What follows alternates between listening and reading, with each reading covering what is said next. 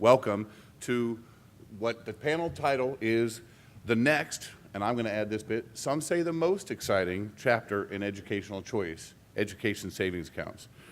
We're lucky to be joined by a great panel, and I'm sure you can read their bios, but let me quickly introduce them, going in order as they will come up to the podium, give their comments, and sit down, and so that we can get to question and answers.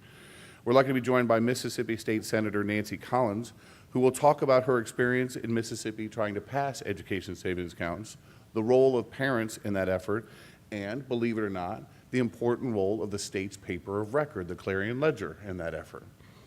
We'll then be followed by Florida State Senator and Senate President Andy Gardner, who will talk about Florida's newly enacted PLSA, Personal Learning Scholarship Accounts, how that program differs from the McKay Scholarship Program, and what political hurdles he faced in getting that passed. We're then followed by educator and parent Nancy Visser from Arizona, who will talk about her personal experience with education savings accounts and how her son has benefited from the program, and I hope some changes that she, from a parental perspective, will tell us we need to think and consider. Finally, and Dr. Matt Ladner, Senior Policy Advisor and Research Advisor for the Foundation for Excellence in Education, who will talk about education savings accounts and the age demographic change. Prior to this panel, however, I've been asked to give a few framing questions. So let me start by framing this conversation this way. What the heck are ESAs? What do they really do? Who do they really help? What are the benefit of them? Are they different from other policies? Simply put, as I'm sure you know, education savings accounts are bank accounts that let parents use those bank accounts for education expenses for their children. They're like that little health savings account card you might have in the back pocket that you use for your health savings account expenditures. For educational purposes, however, they're allowed to be used in Arizona and other states for private school tuition, educational therapy such as speech therapy, textbook and tutoring services, curriculum materials including homeschool curriculum materials, online classes, standardized test fees, discrete public school classes and fees, and of course one of my favorites, college savings. So ostensibly, education savings accounts are a way to give funds directly to parents for them to use for their child's education. There are many benefits to this theory, but there are three in particular that I think stand out prior to hearing from the panelists. Customization, right? Education savings accounts allow parents to customize and individualize their program of education for their child. It can tailor what their child gets to their unique needs. Basically, sort of like, see if I can get this right, vouchers meet Amplify from Joel Klein, right? It's a unique experience. I think, has the potential for limiting regulations. ESAs, because their funds get given directly to parents and not to schools or through other third parties, avoids potentially many of the pitfalls that many of us are worried about related to overregulation of private schools. Third, and I think very important, it has an incentive for savings and cost cutting built into it, cost consciousness built into it. ESAs allow parents to keep a portion of whatever they don't use for their child's education to put in college savings accounts. And as a result, as you might imagine, when health savings accounts, parents and consumers get more savvy and more cost conscious. Now, those are the policy practices in theory. What about the practices in data and reality? Let me give you 3 quick points. In practice, as you've heard, there are only 2 states that have passed education savings accounts, one in Florida and Arizona in 2011, which started off as an education savings account just for special needs families and has now been expanded to include children from military families, foster care children, and children assigned to failing schools, among others. And then Florida's most recently enacted program in 2014, which you'll hear about, that specifically targets children with special needs. In terms of data, we actually have some early data because people like Lindsay Burke and others helped the Friedman Foundation put together some data early on so that legislators can know what's happening. And again, this is early, but it's important. Here are the 3 things we know. 1, parents are really happy with the program, right? In every data research that we did, we did a survey of parents. 71% of the parents using ESAs reported themselves as very satisfied. 10% said that they were somewhat satisfied, and 19% said they were satisfied. Now, unless my high school math is incorrect, that means no one was dissatisfied. So parents like the program. 2, we know that parents are using the program for multiple educational options. While most of them are using it for private school tuition, about 65%, 35% are using it for multiple options, including buying curriculum, homeschool curriculums, textbooks, therapies, multiple ways to get their child a customized education. And lastly, we know, based on Florida's effort, the parents want this option, and states are trying to expand on these options. So in literally just the 2.5 months, thanks to Step Up for Students and many of the other groups around the country, over 4,700 parents in 2.5 months started an application to get an ESA, and 1,200 families are now using it. This is dramatic growth. We also know of at least 10 states that have tried or looking at passing education savings accounts in the next session cycle. So that's the framing of the issue in terms of what's going on with the data and the theory. It is my great pleasure to welcome State Senator Nancy Collins to the podium. Thank you, sir.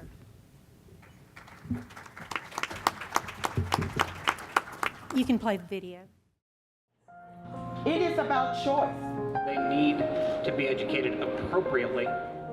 He needs someone to just notice him and say this is what he needs. But we are failing our special ed students. House Bill 765 and Senate Bill 2325 are intended to give a lifeline.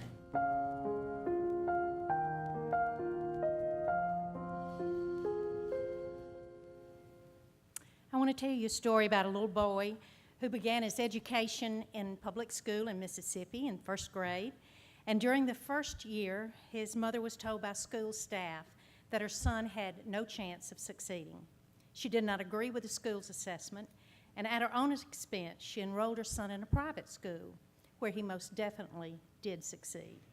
As a matter of fact, in the 5th grade, he decided he wanted to take high school chemistry. Now, that little boy was fortunate. His mother had the option of putting him in a school of her choosing. But what if she had not been able to afford the tuition? What if the nearest school that could handle his need was too far away for her to get him there? And what if, like so many other special education children, he had fallen through the cracks? 1 in 10 Mississippi school children has a disability, yet despite federal laws guaranteeing them the same chance at an academic success as their non-disabled peers, most of them never graduate. The Education for All Handicapped Children Act passed in 1975. In those 40 years, parents, educators, and policymakers have not given up the fight, and I don't think they show any signs of giving it up yet. At least 15 studies, task forces, advisory committees, or reports have looked into Mississippi's educating special needs children since 1975, and their findings show special needs children's needs are not being met. We have lost generations of children.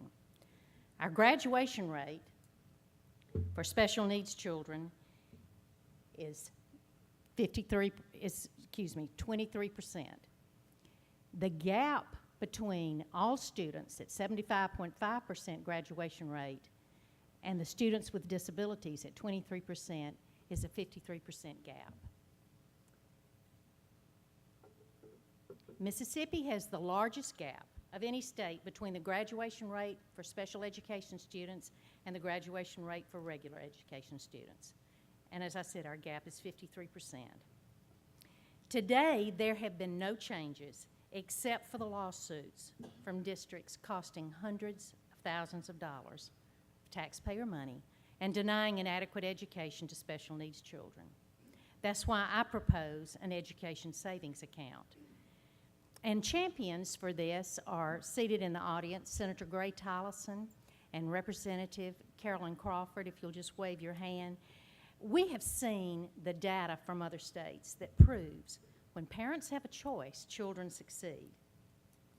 There, out of 14 states that have currently got programs similar to ESA, studies show that these programs not only benefit the children who are not getting what they need, but they also benefit students who remain in the public school system.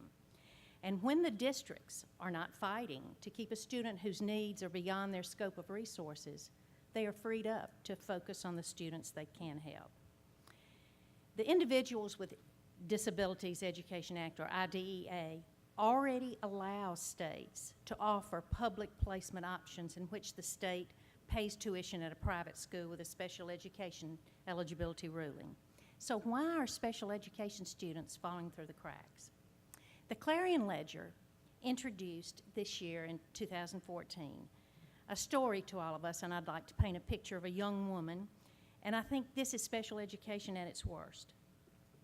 Born deaf and going progressively blind, Erica Long has no functional means of communication with the outside world, despite spending 16 years in a school district that's been tasked with teaching her these skills. She doesn't know sign language. She doesn't know Braille. She cannot even speak English. Erica suffers from Usher syndrome, leaving her both deaf and blind.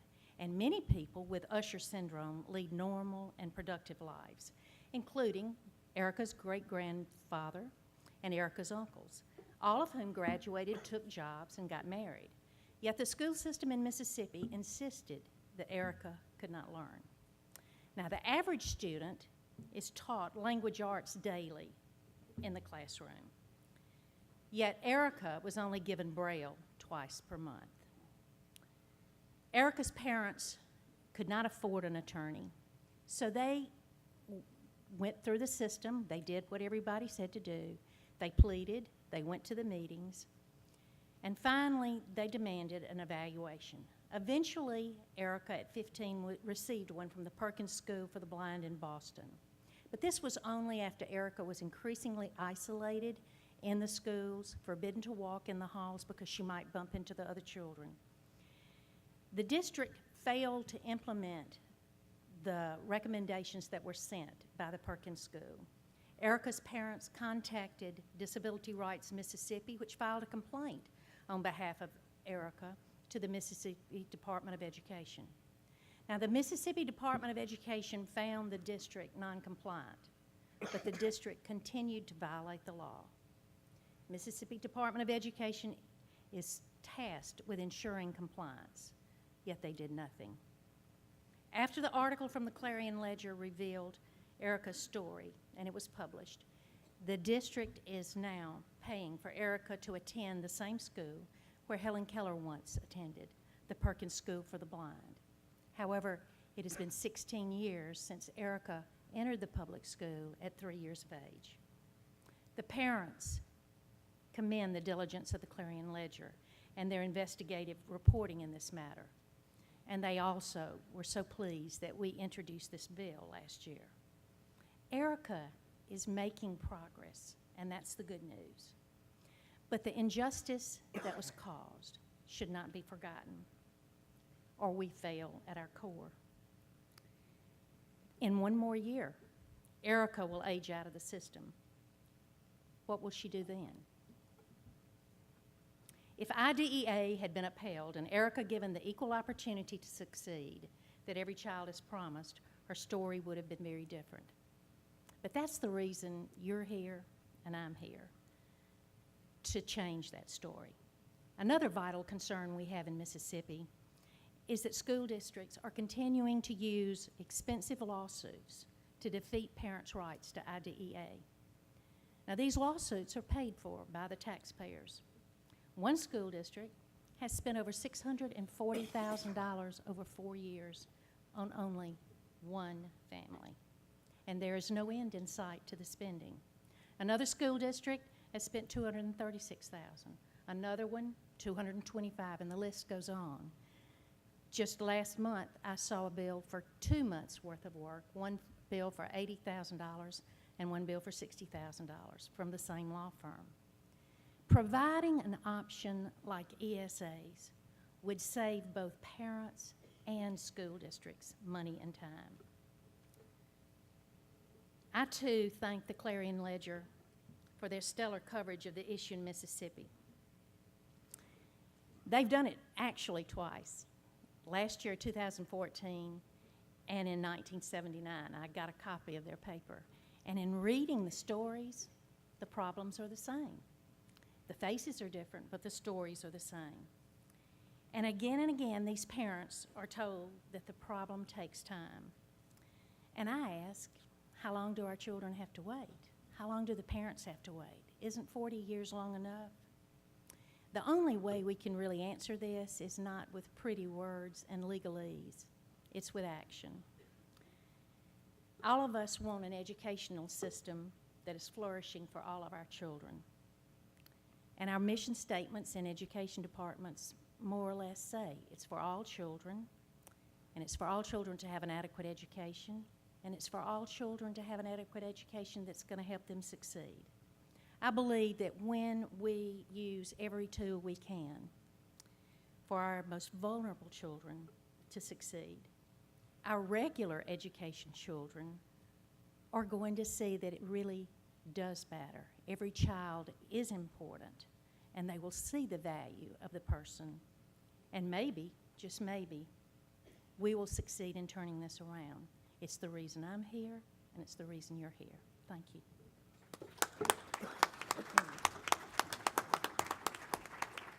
Senator Gardner.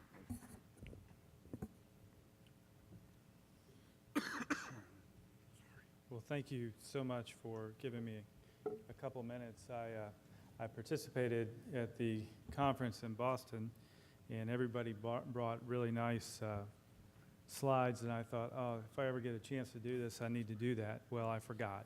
So, but I will be very, very brief. There are a couple people I want to introduce, and really they're really probably the individuals that should be up here. One is Senator Stargell and Representative Fresen, who are joining us from Miami and from Lakeland. I come up with these ideas, these crazy ideas, and then I call Senator Stargell and say, please figure this out, because she has a heart for education, and she's been a good friend, and I appreciate it. Just a couple things about the Personal Learning Scholarship Account Program, and I know we're going to get into a little more details. Our program in Florida is somewhat modeled after Arizona. I learned about it in Boston, and the foundation, working with Patricia Levesque and the team, we sort of came up with a very specific model for Florida. And I went into it with a very simple belief. Number one, that as a parent, I have 3 children. My 11-year-old has Down syndrome, and I live it every day. I live with the situation of being a parent with a child, not with a disability in my mind, and how we raise him is he has a unique ability. And it's our job as parents to find out exactly what that ability is and help him to be the best individual that he can in our state. But we went in this with a very simple belief that for any parent that is faced with that challenge, and when they find out that their child may be a little bit different in the eyes of society or may have a unique ability, really in Florida, we wanted to be able to say to a parent, here are 7 or 8 options on how to educate your child. Public school, private school, charter school, homeschool, and when you decide as the parent what that choice is, here's how the state of Florida is going to be a partner with you. The program that we created this past year, the Personal Learning Account, essentially allows for a parent to have a savings account, homeschool parents, specifically a definition of the disability, to have an account, and they can pay for school, they can pay for therapies, they can pay for whatever will help their child meet the educational goals that the parents have set for them. It's the first year we just started. We anticipate up to 1,800 parents and children will be able to participate in that. And I think right now we're at 1,300 or 1,500 in that ballpark. And we're going to surpass 1,800. Hopefully we'll have the opportunity to expand it. It's a great opportunity, and I'll leave you with this because I know we want to also ask some questions here. It was touched on briefly in talking about Arizona. What we're doing and what we hope to do over the next couple of years is to have a post-secondary option for these children with unique abilities. And our accounts, whatever you don't use, you can roll that money over. Most of the parents have not been saving for a college experience for these young children because in the eyes of society, they're not going to ever get to that point. But our job and what we've done in Florida is you'll be able to roll that money over. And I hope over the next couple of years, as long as I'm in the Senate, that we'll come forward with a plan for post-secondary options for individuals with not disabilities, but unique abilities. And so I appreciate being here. If I get a chance to come back next year, I promise to bring some slides, and we look forward to having some more dialogue and discussion on it. Thank you very much. Senator, very much.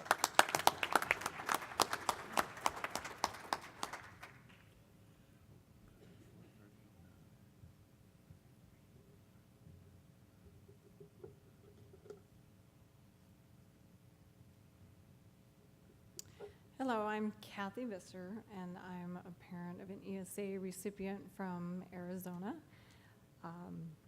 A video was put together of what we do with my son about a year and a half ago, and I'd like to start with that. Push the gate in. All right, where are they? There they are. To watch this 9-year-old journey out to his backyard on a typical day, you would think this kid has it made. It certainly seems like Jordan Visser has an idyllic life. He lives among some of his best friends, his horses, and his chickens, and his new puppy. Because he's so happy and well-adjusted, sometimes it's hard to tell that Jordan overcomes challenges with every waking moment. He has cerebral palsy, which affects his physical strength, balance, and motor skills. He's also visually impaired and suffers from dyslexia. Altogether, it's a complicated list of disabilities, making learning much more difficult. Okay, so the first coin is worth how much? 25. Okay, move 25 beads over. Almost 2 years ago, Jordan's mother, Kathy, made the decision to homeschool her son after realizing he was falling further and further behind in his public school special education classes. Kathy knew her and her husband, Cristo, had to find a way to pay for better teachers, more physical therapy, and specific educational tools. In 2011, this desperate Arizona family found out about a new state-funded school choice option called an Empowerment Scholarship Account. A short time after applying, Kathy received this letter in the mail congratulating Jordan on being accepted into the program. It was a life-changing day. I was able to hire what I feel is the best teacher that I could possibly have for him. She has been phenomenal. She's able to really quickly target and key in on his educational needs. Jeannie Newman is a reading teacher for the visually impaired and has worked with Jordan for over a year now. She has seen this child, who was once so far behind, make amazing strides. You see, reading used to be extremely frustrating for Jordan. He had frequent tantrums, you know, when we were in the educational setting, which is the table and the chair and the work in front of him. He couldn't sit there for more than 10 minutes without having a tantrum. So his frustration level was very high. His reading has improved like tremendously. He only had about 5 sight words. You know, that means that he could identify by looking at them. Now he has up to 100 words. Reading wasn't Jordan's only challenge. His balance and strength were always worrisome for Kathy. He needed more physical therapy than the family could afford. Now with his Empowerment Scholarship account, Kathy can afford to double his one-on-one time with a physical therapist. So Jordan's working on grip strength, upper extremity strength, coordination, motor planning. Pull, pull, pull. Good job.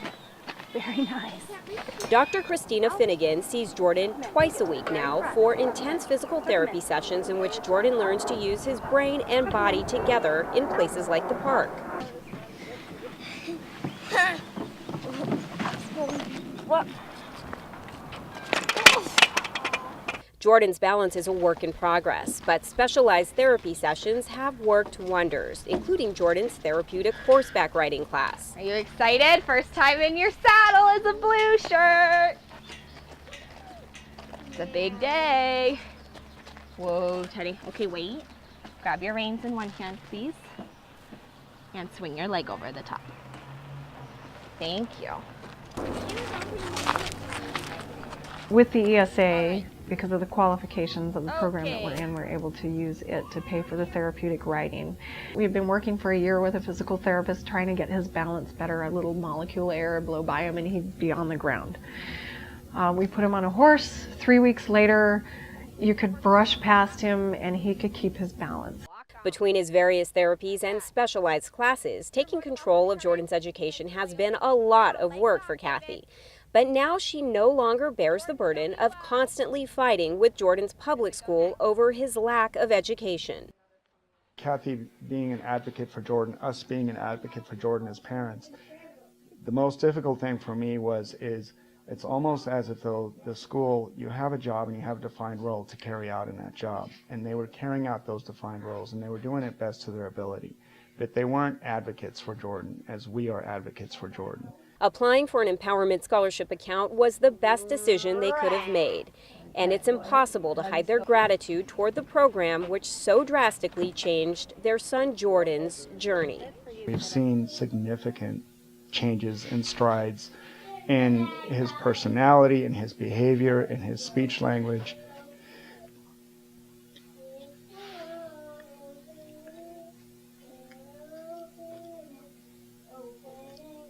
In his motor skills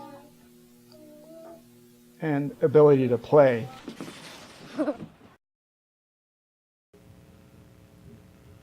Promised myself I wasn't going to lose it, but it's really hard to watch that. One small thing, but while we were making the video, I fought with Jordan to try to put on decent-looking clothes before we went to the horseback riding place. And if you look carefully in the video, which I only saw after the video was produced and I was watching it at home, he's wearing a pair of pajamas with pirates on it.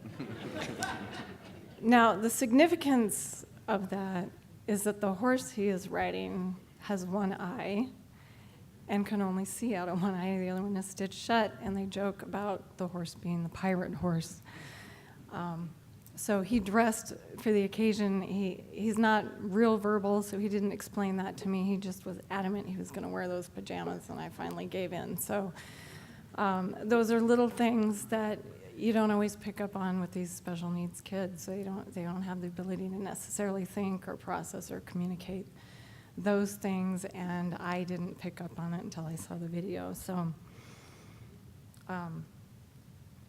I've been asked to cover how Arizona lawmakers could improve our program.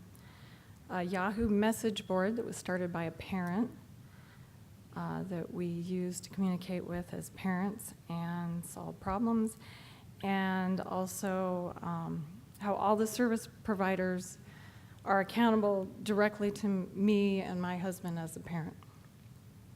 I'm going to start with, first, before we went the route that you saw in the video, we did try a private placement. It was a private placement that I had been working with an advocate to try to get my son into. With the ESA scholarship, I was able to try that private placement, and it worked, but not as well as what it wasn't worth doing again. So the school was great. They loved him. They welcomed him in the door, but he wasn't learning to his full effectiveness there. So I sat, and when I realized he had regressed just in 5 weeks after being out of school that year back to the level of a kindergartner, here we were going into third grade. I knew I needed to do something much more drastic than what we were doing. And I had signed up with a homeschool group to homeschool my daughter, who was then 4, who was really in need of a very academic program that I couldn't afford. So I figured I'd homeschool her to give her the academics that she needed. And I ended up placing her in a public school a year early and homeschooling my son. And that is the result of what you see there. At home, he receives direct instruction in language arts, math, science. Some of our science we do at the Arizona Science Center. They have a great program with a certified teacher, and we go in and she prepares a lesson with hands-on experience, and then we have the opportunity to go explore the Science Center afterwards. We also do social studies and history, engineering through Lego engineering class. He does PE, swimming, general music class, art. He also is taking piano lessons. We do dance. He also has, we do OT, or occupational therapy, speech therapy. Speech therapy, he was working with a recreational therapist in the video there with the horse, who's PATH certified, in hippotherapy, which is horse therapy.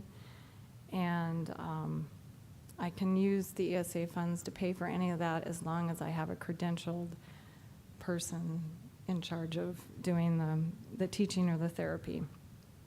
I don't always pay for all of it with that because my instructors don't always meet the qualifications, but I am capable of paying for all of those things with the ESA with the proper credentials. It's put me in charge. I know when I was leaving it to the school, I was trying to understand what was going on at the school, and I thought I was engaged, but now that I'm in charge of planning everything, I am really engaged. I have learned, I have a degree in education, but boy, have I learned a lot about curriculum and everything like that. And I purchase curriculum. I have 5 different math curriculums because I have a bunch of different ways I need to teach my child. As you saw, the little letters on the board for him learning to read, we do the math the same way. We build it and we feel it and we touch it, and then finally it gets into his head and he's able to do it in his head. He also has a terrible time writing still, even as a 5th grader. And so if I don't put a pencil in his hand to learn, if I can find another way to learn it, he learns it much better. And he also needs the constant reinforcement of year-round school.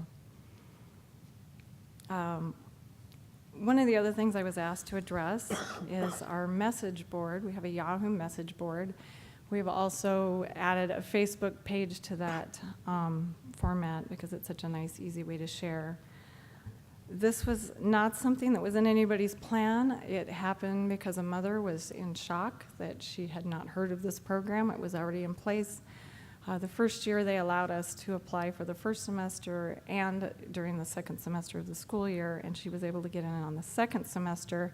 And she was like, how did I not know about this? We need a place to communicate. And quick, on her way down to the first information meeting, she sat down and she opened this Yahoo message board.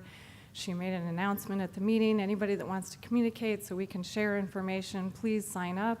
And that's how it got started. With the message board, it's been a place where our parents can collaborate with one another. We share information, resources, techniques that have worked for our children. We share information about schools. This program's been the first information of its kind and has gone through many changes and revisions. We've gone through the growing pains with the staff at the state and as parents trying to figure out how to make this program work and be accountable. How to figure out for us to be accountable with the money and for the state to find out, to figure out what is a proper credential for these different therapies. It's been an education process for all of us. So the message board's been very integral for us to be able to communicate as parents, and then we can take our problems to the state office, and then we've been able to work very well with them that way. We also have a member of the Goldwater Institute that's also on the message board. He kind of keeps tabs on things. If he sees some chatter going on where people are having problems, we're always welcome to contact him and ask him what we should do or how to step in and how to gently advocate and maybe make changes without having to come down with a big fist. Or as parents, it's enabled us as parents to be able to have a say in how the program is managed, and it's been very empowering that way. And that's just because a parent came up with that idea. We've also helped parents who find out about the program, how do I get qualified, and we're able to step them through the process. I know when the program was first started, there weren't very many people in the state office, so we tried to answer as many questions within ourselves as we could. And once we came to a consensus on what we needed to ask, then we would go ask them so we didn't overburden the staff and keep them from doing their jobs the best that they could do.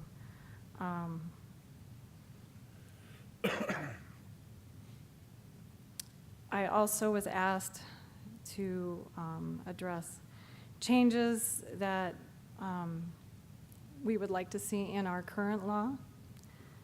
Some of it's in law, some of it's in policy, and if you want specifics about that, I can get that later.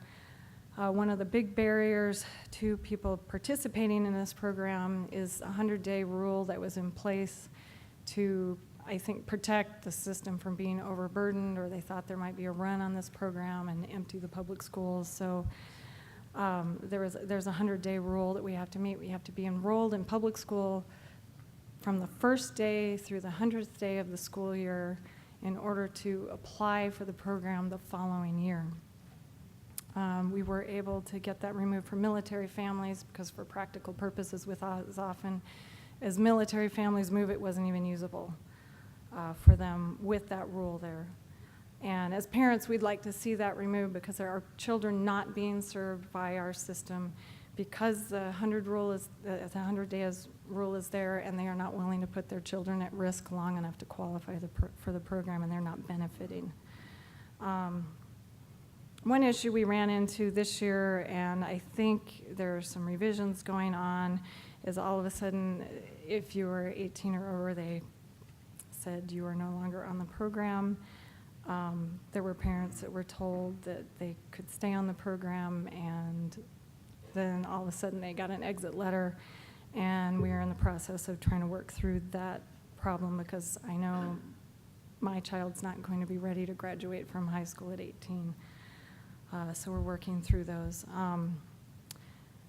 One of the things that's written into the law is we're not able to spend funds on things like computers or tablets. Now, a lot of my curriculum is on a tablet. I walk around with an iPad all day long because that's the best access for my son. And finally, when they came out with touchscreen computers, I needed one of those too. And we've had to buy that out of pocket. Parents have asked that we be able to maybe spend a portion on consumable supplies.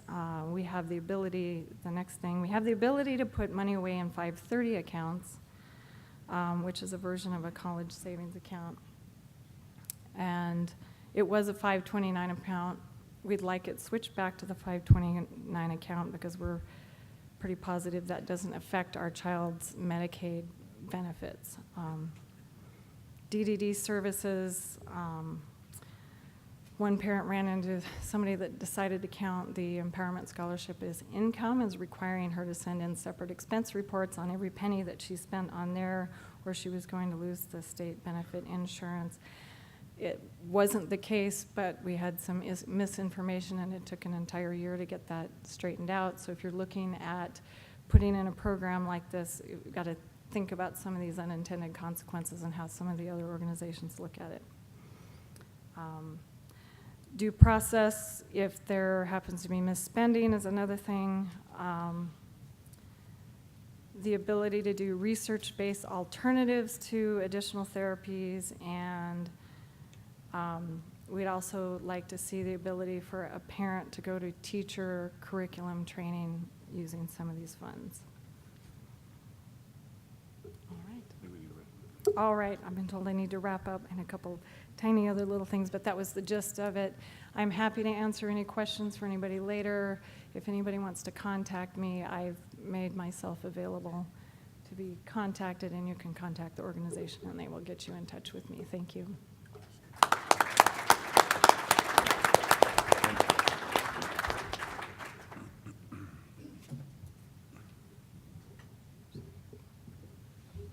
All right.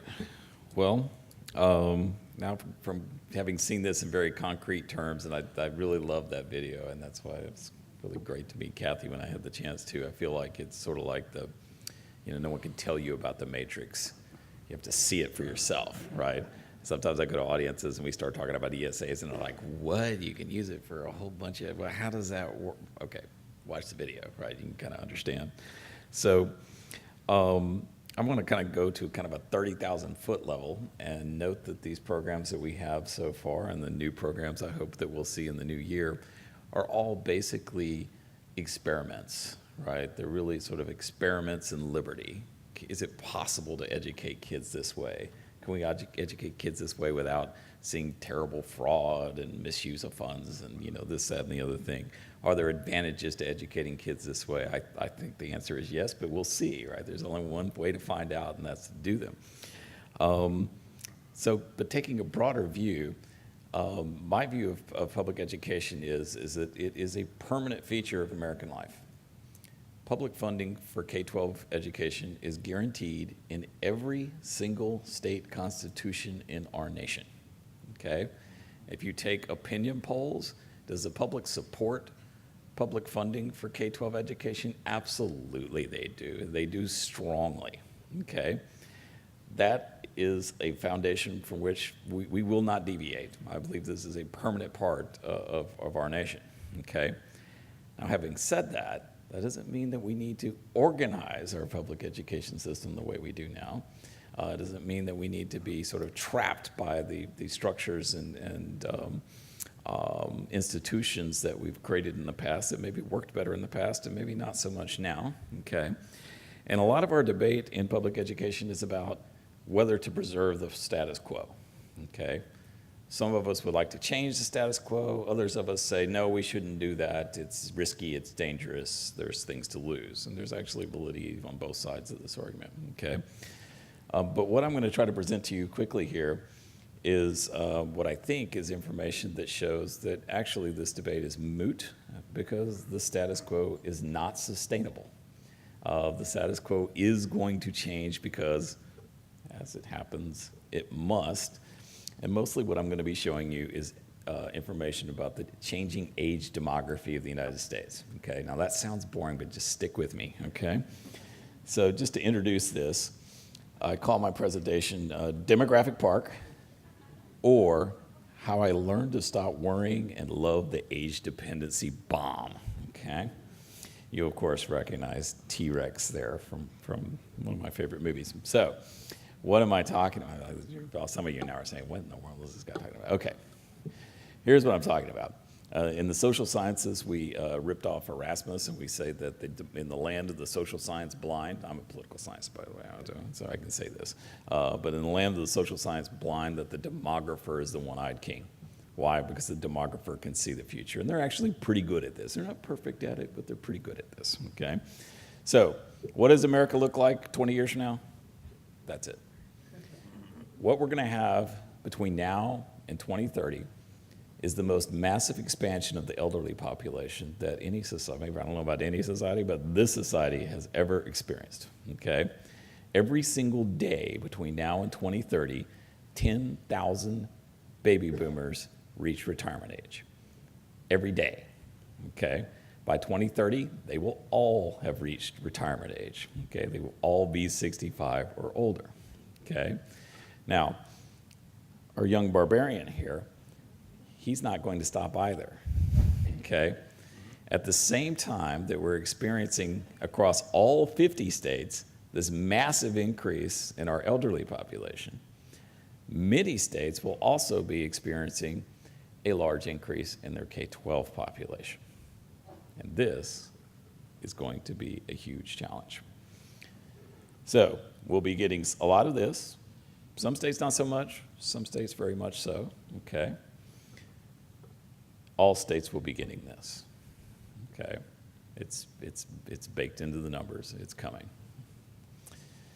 Okay, what this chart shows is the year 2030, according to the Census Bureau interim projections from the year 2005, and it's showing you the percentage of people who are going to be aged 65 or older. That little red dot there, that's the state of Florida in 2010, which was the oldest state in the union. There are a small handful of states that will not be as elderly as Florida in 2010 and 2030, but there's a whole bunch of states that are going to be far more elderly, okay? This is going to be, seismic in its impact. Now, when I start talking about this, people's minds naturally go off to the federal government, right? They're like, oh boy, we need to think about the federal government's balance sheet and Social Security and Medicare and all that kind of stuff. State governments are going to be highly impacted by this. And the main way that state budgets are going to be impacted by this is the Medicaid program, okay? Medicaid, right now, people age 65 and older already consume a majority of Medicaid funding. And Medicaid is a program, there's Medicare, that's all people 65 and older get. Medicaid is a healthcare program for the poor. It operates on the basis of federal matching grants. The states put up money, that money is matched by the federal government, okay? Right now, 65 and older people already consume a majority of Medicaid funding, okay? And there's a long-standing practice, especially as people get very elderly, in the 80s, say, that people, even non-poor people divest themselves of their assets and actually go onto Medicaid in order to pay for nursing home care, okay? This is enormously expensive. The Kaiser Family Foundation projects that in the year 2023, the average elderly person will be bearing a federal cost only, so there's a matching state cost for this, of $16,000 and change per person, okay? So these are the most expensive, Medicaid recipients, and oh, by the way, as a nation, they're kind of doubling, okay? So that's gonna put a squeeze on everything else. This is a chart, again, based on the Census Bureau projections, and it's showing both youth, that's down the bottom, going across, okay, and the projected increase of the elderly population, okay? Now, don't be fooled by some of those states clustered in there. Like, for instance, I point out Nevada here. Nevada is going to have a projected increase of 18 and unders of just under 500,000. Mind you, there are 400,000 children in the Nevada public school system right now, okay? That's a huge increase for them to deal with, okay? Obviously, the big states, Florida, California, and Texas, have much larger overall increases in absolute terms, which I'm showing here. But most of the ones I have pointed out are actually the states that are going to get both. They're going to get a big K-12 increase, and they're going to get a big elderly increase at the same time, and that's where the real crucible is going to be. The states with the really biggest challenge, in terms of being a state policymaker, a state lawmaker, is trying to deal with being a budgeteer in the year 2030, dealing with this. Okay, economists study what they call age dependency ratios. This is actually looks complicated, but it's actually very simple. Economists have found and done a lot of research that shows that, if you take the number of young people and add the number of 65 and older people and divide it by the number of people who are aged 18 to 64, okay, that this has a lot of different impacts on the economy and on society. Basically, what we're looking at here is a cart, right? At any given time, and we shouldn't say that all elderly people are dependent, but elderly people typically don't pay as much in the way of taxes. Young people haven't entered the workforce yet. The cart is how many people are in the cart. The ratio is how many people are pushing the cart, okay? That's what's going to happen in the United States. We're going to go from an age dependency ratio of 59, so 59 people in the cart for every 100 people pushing the cart, which is kind of where we are now, to an increase in 70 to 76 as a national average. Some states are going to go into the low 90s, okay? If you can imagine 90 people riding in the car for every 100 pushing it, okay? This is kind of showing the same data, just in a sort of more granular form. One thing to note here is that in these states that are going to have an increase in K-12 population, that the current private school choice programs that we have are something on the order of a rounding error, okay? Our school choice debate is always, oh my gosh, if these people go to a private school, they're going to drain the money, oh my God, okay. Okay, well, what we have here is the projected growth in the state of Florida for 5 to 17-year-olds. Yeah, that's kind of 1.2 million. And way down there at the bottom, that's our current, or at least last year's private school choice enrollment. And these programs started in 2001. That looks like 86,000, okay? The state of Florida is going to have a very difficult time affording to build the sort of facilities and hiring the teachers and doing all these things to accommodate those 1.2 million new students on the way, especially as their elderly population goes up from already high levels. I was just in Austin this week on Monday. I got to tell the lawmakers about this amazing bond issue that the Austin Independent School District did in 2013. A news story said that the district is already using 650 portable buildings, and that their $500 million bond issue was going to reduce the use of portable buildings by 16%. Wow, like how many billions does it take to get down to zero, right? And their enrollment continues to grow. The thing on the bottom is actually from Round Rock, Texas, which is just north of Austin. There, they built a brand new high school for $87 million in 2010. It was designed for 2,400 students. It had 2,900 students in it, and it was surrounded by dozens of portable buildings, and the kids put that sign out front. The Austin American-Statesman took a picture of it. Welcome to Portableville. This is not just buildings. In Texas, 14% of teachers are either uncertified or teaching out of their certified fields. Because why? Because the districts can't find enough qualified teachers to hire, right? So if you're in Texas, should be terrified of, oh my gosh, what if we allowed a kid to leave with $4,000 or $5,000 to go to a private school, right? But, you know, the issue is framed as if it's going to destroy public education, but the reality is the public education system does not have the spaces it needs for the kids that keep coming into the system every year. Okay, this is another example from Florida, $109 million new high school. That's great, but it will accommodate some tiny fraction, far less than 1% of the total increase on the way. I'll skip over that. Now, here's the punchline. We can look in the future, the year 2030, the year 2040. We see what's on the way. We know about the big elderly increase. We know about the big K-12 increase. At least we have projections of them. They might change over time. The people who are supposed to keep the lights on in 2030, right? The people who are going to be in charge of maintaining public education funding, universities, roads, prisons, all these things that we value as a society are sitting in American classrooms right now, right? They're students in our schools right now. And we can go into the NAEP data and see how they're doing, right? Well, what happens when you do that? This is just, NAEP data. I believe it's 12th grade NAEP data. And what we find out is that according to NAEP, 36% of our students can read proficiently, right? It's a little lower for math, a little even lower for science.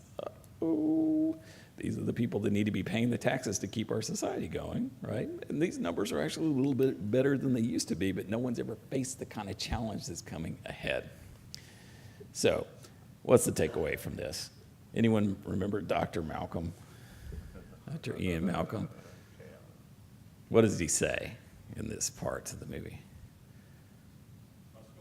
Must go faster. Must go faster. Okay. Everything that we've done as education reformers to this point needs to have been tiny little baby steps that we've taken to prove out points that we can do what?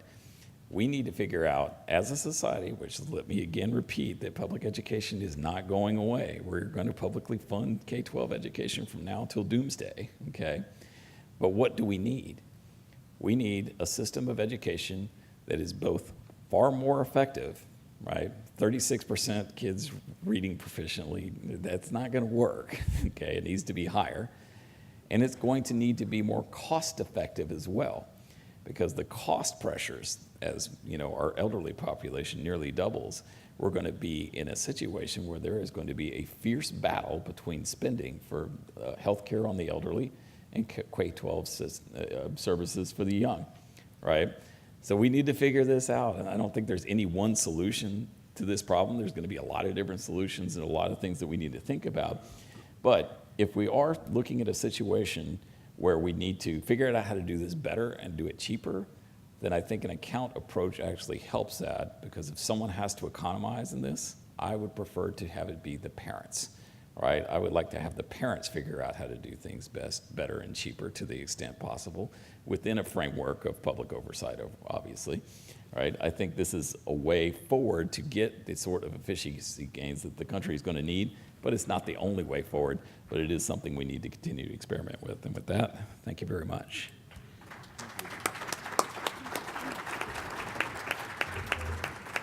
So we're going to go straight to questions, but in the meantime, it was the red pill where you wake up and you're in the matrix. I sort of have a feeling that's sort of the way I feel, but the other part of me wants to take the blue one and forget about it all. Thank you very much. Why don't we go straight to questions, please, sir? And now just say a quick thing, question, direct, and then not a statement. Yeah, that's me. I'm Jimmy Massey. I'm a legislator in Virginia. We're going to have an ESA bill in our 2015 session, so I just have a couple of very direct questions. Number one, in Arizona and Florida, are the only eligible families those families of disabled children? No, not in Arizona, but yes in Florida. Can you tell me who else is eligible in Arizona? The eligible population now are children with disabilities, children who attend DNF-rated schools or districts, children that have been through the foster care system, and the dependents of military, and just this year now the siblings of otherwise eligible students. So parents can educate their kids the same way as a part of the program. How about in Florida, Senator Gardner?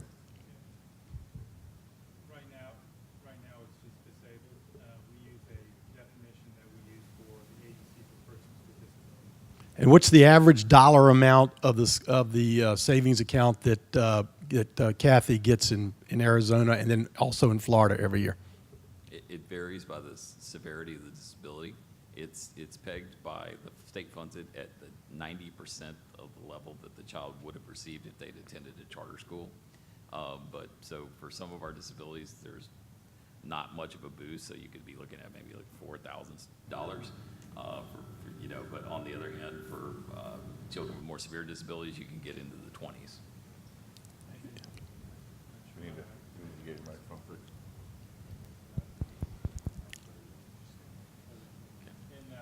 In Florida, I believe it's capped at 10,000.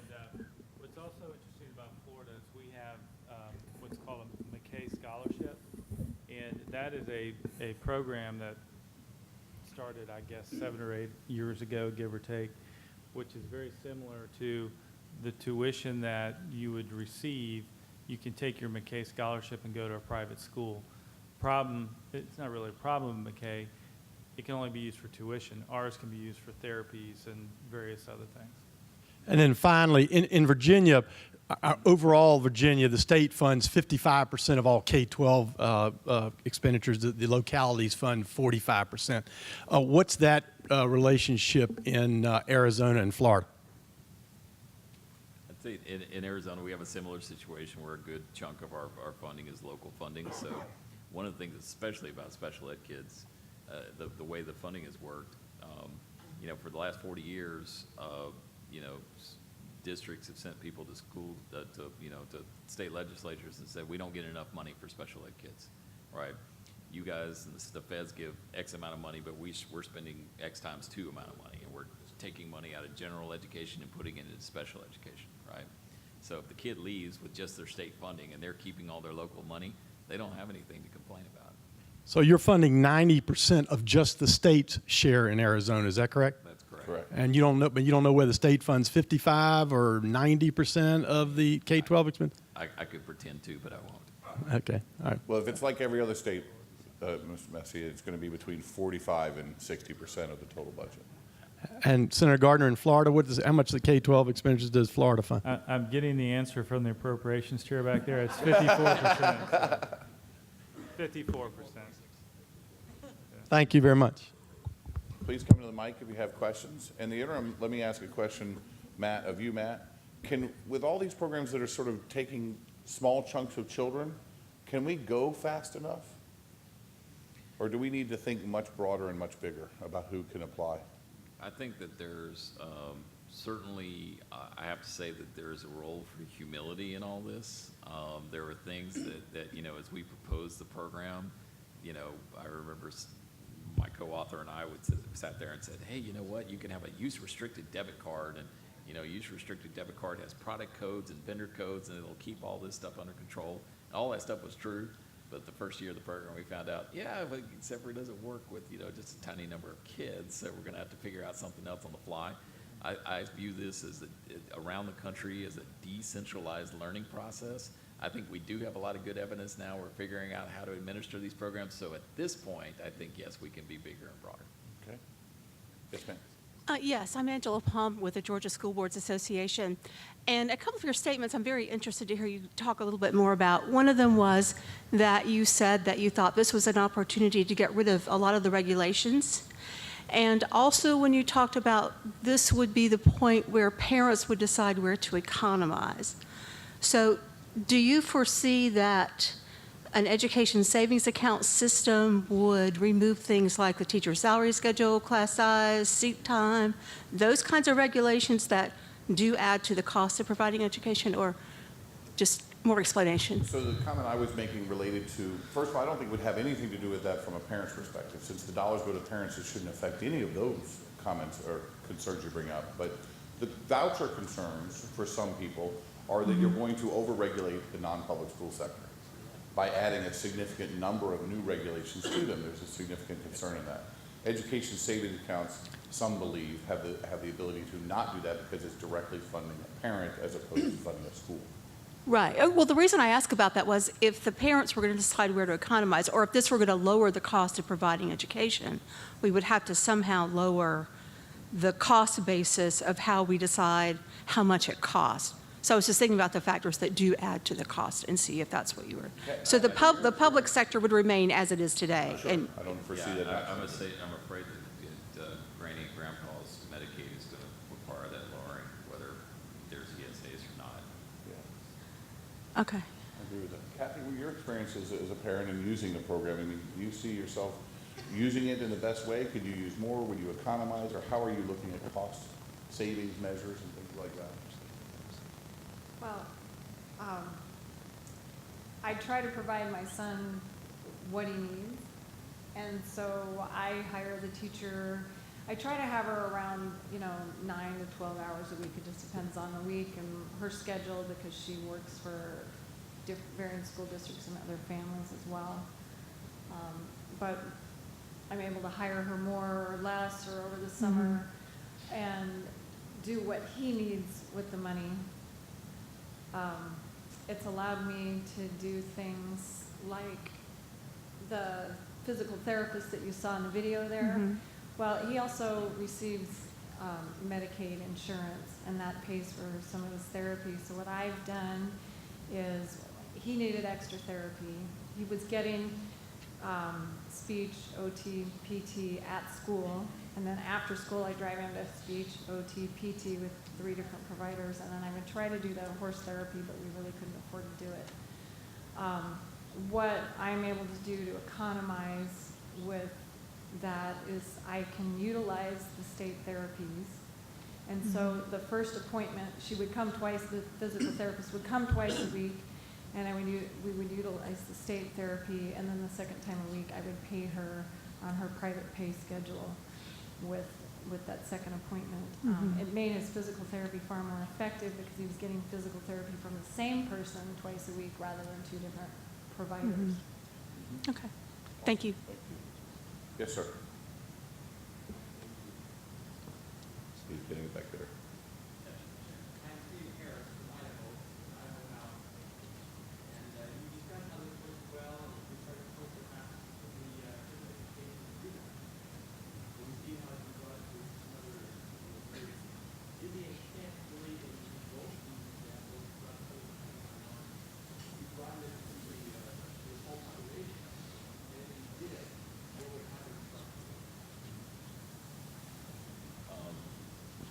I think that the pace of ESA expansion is something that's going to be democratically decided, and, that involves, compromise and experimentation and whatnot.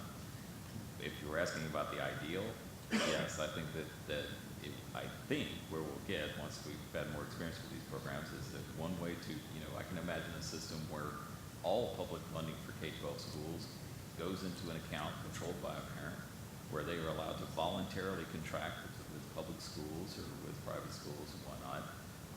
And I think that the net result of that would be a very large improvement in the quality of the public education system. Because the driving force behind public education at that point would be voluntary exchange, right? And it would be incumbent upon all providers, not just public schools, private schools, everyone that would be involved in this, to provide the highest possible value for the dollar, right? The fact that parents can save money for future higher education expenses is actually critical in the design of this program, right? Because it gives parents a powerful incentive to not just base providers based on perceived quality, but also upon cost effectiveness. And that's what I mean when I'm talking about economizing, right? That it's not, quote, economizing, it's more like, how do we get people to seek the highest possible value in K-12 services? And I would just add to that, in Florida, we started small, and there were a couple reasons for it. It was the first year coming out of the box, and we wanted to make sure we got it right. I think there will be expansion around the country, not just because I think it's going to be successful. I actually think technology and the students themselves are going to drive that. How a 4-year-old interacts with an iPad today is an amazing thing. And over time, parents and that student are going to want choices. In your typical school day from 8 to 3, where you take the bus, It's hard to imagine we're going to see that in 10 or 15 years. I just think it's going to be so much more technology driven, and these scholarships are going to play a huge part in that. And you see that in the role of Carpe Diem Charter School beginning to break that mold, which I'm on the board of. Commissioner Hanson? Hey, David Hanson from the Ohio Department of Education. Senator Gardner, so did I understand this right? You have the McKay Scholarship, and that pays for tuition, that is educational services, and then you have the ESA that's paying for special needs therapy services. Is that right? Yeah, and a lot of it depends on the eligibility. You can't have both. You can't have both. Yeah, you can't have both. The McKay Scholarship was really the first out of the box. So essentially, students with disability were in the public school system, and we're not getting everything they needed out of the public school system. So many years ago, Governor Bush was governor at the time, the McKay Scholarships were created. And essentially, you could take a portion of the funding that we sent, take the McKay Scholarship, and go to a private school. The challenge was, and why we did what we did, that's just taking that money and paying for the tuition at a private school. And what we found with our program, the parents are saying, look, what we want is to maybe use a little bit for that private school, but we also want to do the physical therapy. We also want to do the occupational therapy, speech therapy, and maybe have a little bit left over that we can roll over every year for a post-secondary option for their child. Oh, and that's the follow-up, and that is, I wasn't quite hearing this. So you allowed these funds to accrue so that a parent, like Mrs. Visser here, chooses a particular collection of services, and there's $2,000 left over that can go towards something later on. Is that how all of these work? Yeah, and the second, to me, this has been like a 4-chapter book, 4 years. Every year we do a little bit more and more. My hope is that with that money that's accumulating, we'll be able to say, and when you graduate or you take a certain test or whatever it may be, here's your post-secondary option. And we're working now with partnerships with our university systems that will allow these kids to actually come in, live on campus, and do various things. That's great. Thank you. You okay? Want something to add to that? Okay. Next question, Clint. Yeah, pardon me. Clint Laird from Delaware. I'd like to kind of challenge Matt Ladner to go to the next step. And the context for this is in Delaware last year we had an ESA bill. That ESA bill did have means testing, and that means testing was fairly generous. You could literally have $110,000 top line revenue as a family and still qualify for about $2,400. We're going to have to re-rig that this year, and there is half of us think throw it all out, let everybody in. The other half thinks let's go small and we'll grow incrementally. The Freeman Foundation recently did a survey in Delaware. 69% of the people surveyed, voters, this was a voter survey, said that there should be no means testing. Everybody should qualify. When they said, we'll do means testing, 64% said, no, we don't like means testing. So in the context of, if we're going to head there demographically anyway, is any state saying everybody in and making the argument for demographics and challenging a real discussion on this? Because I think the real, to me, what the real opportunity here is trusting the consumer to make intelligent choices, save money. Awesome, you got it. I'll say two things. First, I'll say that equity issues in K-12 are incredibly important. The second thing I'll say is that every single person in our society has access to public schools right now. If Bill Gates moves to Milwaukee, he can enroll his kid in a public school, and the public school will get $14,000 from the taxpayers of Wisconsin, and no one blinks an eye. But if Bill Gates moves to Milwaukee and someone hands him a $6,000 or $7,000 voucher, people freak out as if it's supposed to be the end of days, right? It doesn't make any sense. I think it makes far more sense to address equity issues in education by varying funding amounts, but to keep it as an open program that is universally accepted. Everyone pays taxes, so everyone ought to have access to K-12 services. That's sort of the Social Security model, the social insurance model. You know, my personal view is that there are other ways to deal with equity issues that are actually better than means testing. And the odd situation is, and Robert's polling has showed this, means testing is basically more popular amongst political elites than it is with the public. The public doesn't like means testing, okay? But state lawmakers tend to like it, right? So there's a little disconnect there, and it's one of the things we need to resolve over time.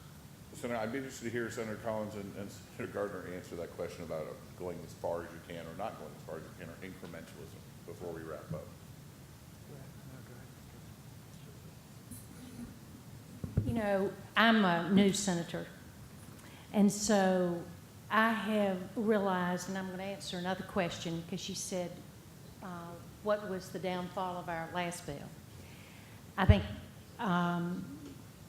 it was this, that we have a lot of lobbying, and we have a lot of people that have been there a very long time and want to get reelected. And I am not really a maintainer of the status quo.